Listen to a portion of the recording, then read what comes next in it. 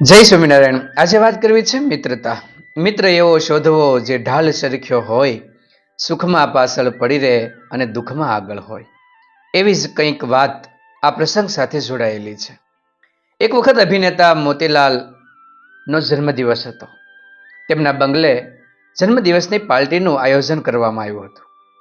તેમના મિત્ર એટલે કુંદનલાલ સાયગલ, જે શરીર અલ્લગ પણ પ્રાણ એક આવા મિત્રો હતા।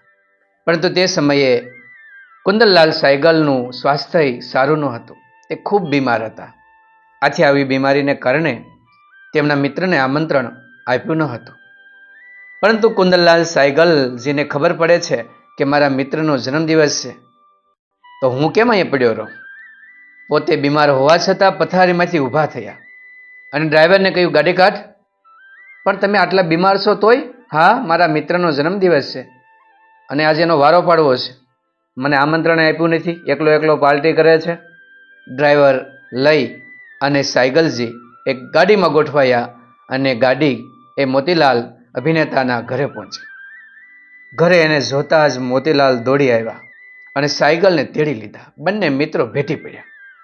ત્યારે સાયગલે કહ્યું, અરે દુષ્ટ, તે મને ન બોલાવ્યો, આટલા વર્ષના સંબંધ તે તોડી નાખ્યા અને આવડી મોટી પાર્ટીમાં તે મને બોલાવ્યો નહીં, શરમ નથી આવતી તને? ત્યારે મોતીલાલની આંખમાં આંસુ આવી ગયા। કહ્યું, મિત્ર, તું આટલો બીમાર હતો, તારું સ્વાસ્થ્ય સારું નથી, એટલે મેં તને આમંત્રણ ન આપ્યું। ત્યારે કુંદનલાલ સાયગલે કહ્યું કે એ સ્વાસ્થ્યની ગોળી માર, આપણે બંને તો મિત્રો છીએ, લાવો મારો તાનપુરો, મારે આજ મારા મિત્ર માટે ગીતો ગાવા છે। સ્વાસ્થ્ય ખરાબ હોવા છતાં પણ સાયગલજીએ તાનપુરો લીધો અને સુંદર મજાના પોતાના મિત્ર માટે ગીતો ગાયા। ત્યાં રહેલા તમામ લોકો એ બંનેની મિત્રતા જોતા જ રહી ગયા। એક પથારીવશ મિત્ર ઊભો થઈ અને જન્મદિવસની પાર્ટીમાં આવે અને વહેલા 4 વાગ્યા સુધી ગીતો ગાય, તો એ બંને મિત્રો વચ્ચે પ્રેમ કેટલો હશે, બંને સાથે કેવા રહ્યા હશે। આમ લોકો વચ્ચે એ મિત્રતાનું ઉત્તમ ઉદાહરણ એ બંને મિત્રોએ પૂરું પાડ્યું। બંનેની આંખો ભીંજાઈ ગઈ અને જન્મદિવસની ઉજવણી પૂર્ણ કરી। આમ મિત્ર હંમેશા હૃદય સુધી સ્થાપિત થયેલો હોય છે। મિત્રને જરા પણ આંચ આવે તો મિત્રના હૃદયમાંથી એ દર્દ નીકળી જતું હોય છે।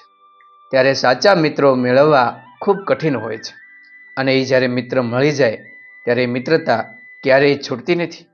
એ મૃત્યુ વખતે મિત્રતા છૂટે ત્યાં સુધી બંને સાથે જોડાયેલા રહે છે। એ સુખ હોય કે દુઃખ હોય, દુઃખની અંદર તો એ પહેલો ઊભો રહે કે હું છું ને, ચિંતા ન કરતો। ભલે પોતા પાસે ધન સંપત્તિ ન હોય, પરંતુ એમના આશ્વાસન રૂપ એ જરૂર બનતો હોય છે।